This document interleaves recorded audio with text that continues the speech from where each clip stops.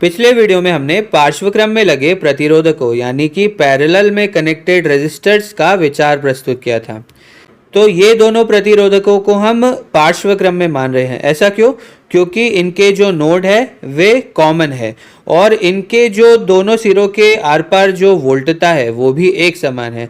तो इस कारण से इस संयोजन को हम पार्श्वक्रम में मान सकते हैं। और हमने ये भी देखा था कि इन दो प्रतिरोधकों को केवल एक प्रतिरोधक से प्रतिस्थापित किया जा सकता है। तो हमने इसे R1 कहा था और इसे R2 कहा था। तो पार्श्वक्रम में इनका जो तुल्य प्रतिरोध होगा यानी इक्विवेलेंट रेजिस्टेंस जो होगा उसे हम यहाँ पर Rp से दर्शा देते हैं। तो ये कैसे निकाला जाता है? 1/Rp बराबर 1/R1 प्लस 1/R2। तो इसको जब आप सॉल्व करेंगे तो आपको तुल्य प्रतिरोध मिल जाएगा। अब आप सोच सकते हैं कि क्या होगा यदि हम इस परिपथ में यहाँ पर और भी प्रतिरोधक जोड़ दें। मान लेते हैं R3, R4 ऐसे Rn प्रतिरोधक हम जोड़ देते हैं। तो ये जो हमारा समीकरण, ये जो हमारा व्यंजक है, इसका क्या होगा?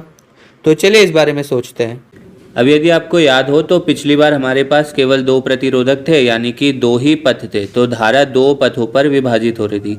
लेकिन इस बार हमारे पास 2 से अधिक प्रतिरोधक है, तो इसी कारण से पथ भी अधिक है। तो जो धारा है वो भी इन सभी पथों में विभाजित हो जाएगी।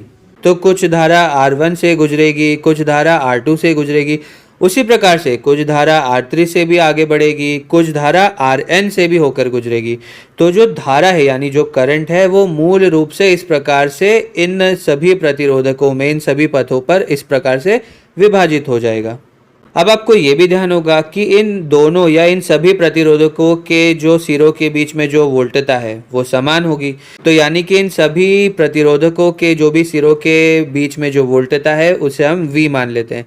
और यदि हम ऐसा माने कि ये जो R1, R2, Rn ये सभी जो प्रतिरोधक है इन सभी का मान अलग अलग है, तो इन सभी के आर पार जो धारा प्रवाहित हो रही होगी वो भी अलग अलग होगी। तो इन सभी के जो सिरों के बीच की वोल्टता है वो समान होगी और धारा जो इनके आर पार प्रवाहित होगी वो अलग अलग होगी। तो हम ठीक पहले जैसे हमने विश्लेषण किया था वैसे ही करते हैं। हम यहाँ पर जो कुल धारा है उसे लिख लेते हैं I। अब ये जो I है ये किसके बराबर होगी? ये इन सभी प्रतिरोधकों के आर पार जो धारा प्रवाहित हो रही है उन सभी के जोड़ के बराबर होगी, उन सभी के योग के बराबर होगी। तो हम यहाँ पर इसे योग या समीशन लिख देते हैं, समीशन n।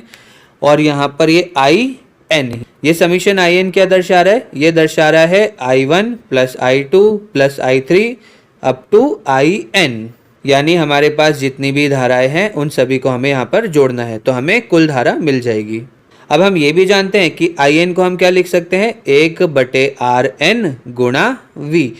अब यहाँ पर n क्या होगा? n 1, 2, 3, 4 जो भी यहाँ पर प्रतिरोधक है उसकी संख्या आ जाएगी। तो इसका मतलब हुआ कि जब हम कुल धारा के बारे में लिखेंगे तो I बराबर होगा V गुणा 1/R1 जमा 1/R2 जमा 1/R3 अप टू 1/Rn। अब जैसा हमने पहले किया था, हम यहाँ पर ये जो सभी प्रतिरोधक है इन सभी की जगह पर हम 1/Rp लिख सकते हैं, इसे 1/Rp से प्रतिस्थापित कर सकते हैं।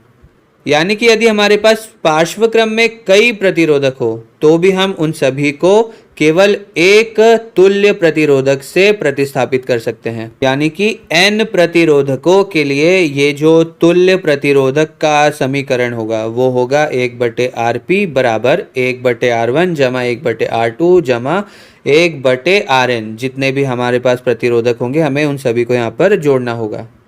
तो इसका उपयोग करके आप पार्श्वक्रम में लगे कितने भी प्रतिरोधकों को केवल एक प्रतिरोधक से प्रतिस्थापित कर सकते हैं, जिसे हम तुल्य प्रतिरोधक भी कहते हैं, इक्विवेलेंट रेजिस्टर भी कहते हैं। चलिए मिलते हैं अब अगले वीडियो में।